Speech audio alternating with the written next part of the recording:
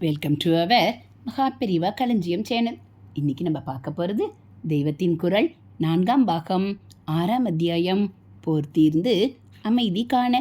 அதில் தனித்து நிற்பது ஆத்மாவே. தனியாக தானாக அதை பிரித்து பார்க்கவே முடியாது.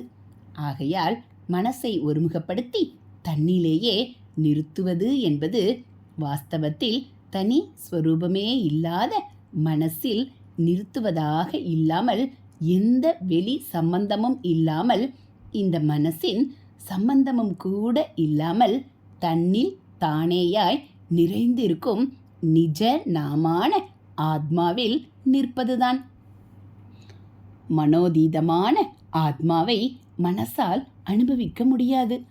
ஆத்மாவை ஆத்மாவாலேயேதான், ஆத்மா ஒன்றால் மட்டுமே தான் அனுபவிக்க முடியும்.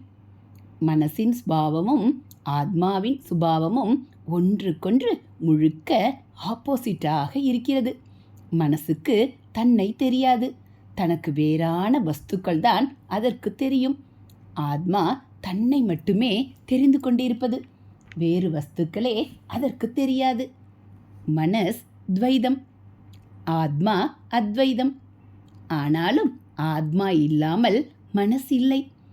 ஆத்மாவே ஒருத்தனின் நிஜ ஸ்வரூபமான தான் என்றால், அந்த தானை ஆச்சரியிக்காமல் ஜீவனிடம் ஏதாவது இருக்க முடியுமா என்ன?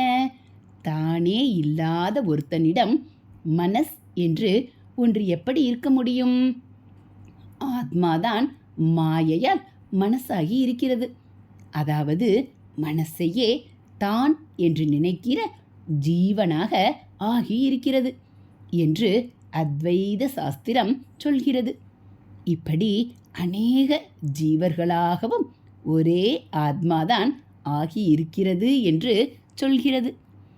ஹரஹர சங்கர, ஜெய ஜெய சங்கர. அடுத்து மின்சார உபமானம்.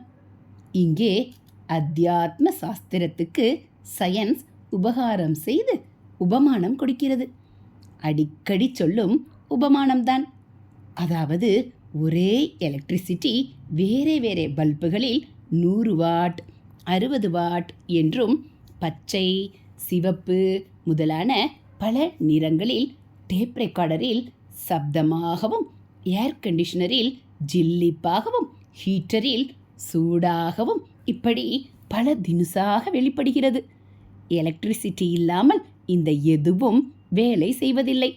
ஆனாலும் இதை வைத்து எலக்ட்ரிசிட்டி இத்தனை வாட், அது இன்ன நிறம், இது இன்ன பாட்டு பாடுவது, அது இத்தனை சூடாக அல்லது குளிர்ச்சியாக இருப்பது என்று முடிவு பண்ணலாமா?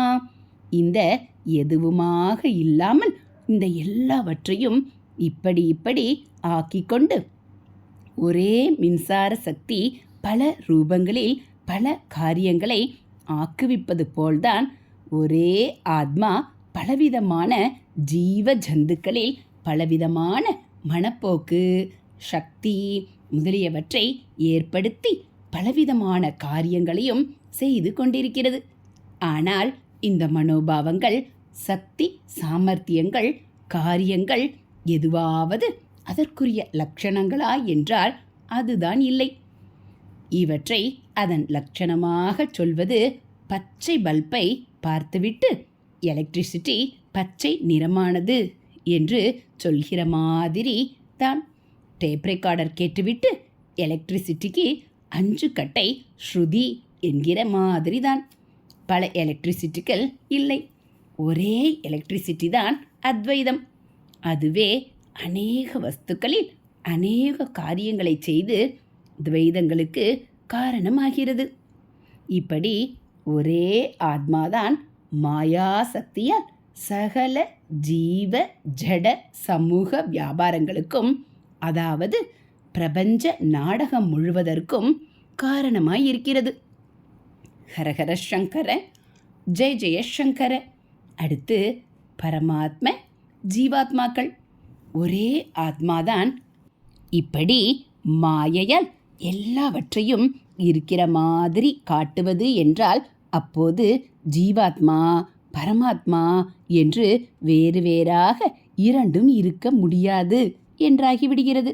மற்ற எல்லா மாயத்தோற்றம் மாதிரியேதான் ஜீவன் என்கிறவனும் ஆத்மாவிலே தோன்றிய ஒன்று. பல ஜீவர்கள் இருந்தாலும் ஒவ்வொருவருக்கும் ஆத்மா என்று தனியாக ஒன்று இல்லாமல் ஏக ஆத்மாவேதான் எல்லாருக்கும் நிஜ ஸ்வரூபமாய் இருக்கிறது. தனி ஜீவன் என்று எடுத்துக்கொள்ளும்போது அவனுக்கு தலையிலுள்ள மயிரிலிருந்து ஆரம்பித்து கால் நகம் வரை ஒவ்வொன்றும் ஒவ்வொரு விதமான பல அவயங்கள், ஒவ்வொன்றிலும் ஒவ்வொரு விதமான காரியத்தை செய்யும் பலவான கர்மேந்திரிய ஞானேந்திரியங்கள்.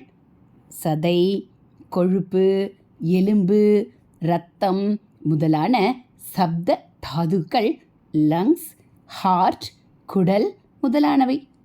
சித்தம், புத்தி, மனஸ், அகங்காரம் என்று எத்தனையோ இருந்தாலும் இது அத்தனைக்குமாக ஒரே உயிர்தானே இருக்கிறது. அந்த உயிர் போய்விட்டால் இந்த அத்தனையும் போய்விடுகின்றன. நான் மேலே சொன்னவற்றில் சித்தம், புத்தி, மனஸ், அகங்காரம் ஆகியவை உயிர் போனவுடன் ஒரு உடம்பை விட்டு மட்டும் போகின்றன, இன்னொரு உடம்பை அடைகின்றன.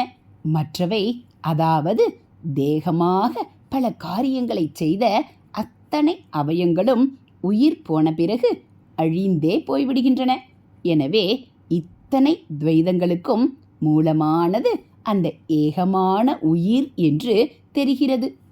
இப்படியேதான் அநேகமான உயிர்களாக தெரியும் அத்தனை ஜீவர்களுக்கும் மூலம் ஒரே ஆத்மாதான். ஜீவாத்மா ஜீவாத்மா என்று பல ஆத்மாக்கள் இல்லை. ஆத்மா ஒன்றுதான். பரமாத்மா என்பதும் அதுதான். ஹரஹர சங்கர ஜெய ஜெய சங்கர, ஹரஹர சங்கர ஜெய ஜெய சங்கர. மகா பெரியவாச்சரணம். இதுபோல் தெய்வத்தின் குரல் பகுதிகளை நீங்கள் தினந்தோறும் கேட்கணும் அப்படின்னா மறக்காமல் நம்ம சேனலை சப்ஸ்கிரைப் பண்ணுங்கள். கூடவே பெல்லைக்கானையும் கிளிக் பண்ணி ஆளுங்கிற பட்டனையும் அழுத்திடுங்க. அப்போ நம்ம போடக்கூடிய தெய்வத்தின் குரல் பகுதிகள் உங்களுக்கு உடனே நோட்டிஃபிகேஷனாக வந்துடும். நம்ம சேனலில் வரக்கூடிய ஆன்மீக கதைகள், மகாபெரிவா மகிமை, தெய்வத்தின் குரல் பகுதிகள் எல்லாம் உங்களுக்கு பிடிச்சிருந்தா ஒரு லைக்கும் கமெண்ட்டும் கொடுத்து உங்களுக்கு தெரிஞ்சவங்களுக்கும் ஷேர் பண்ணுங்கள்.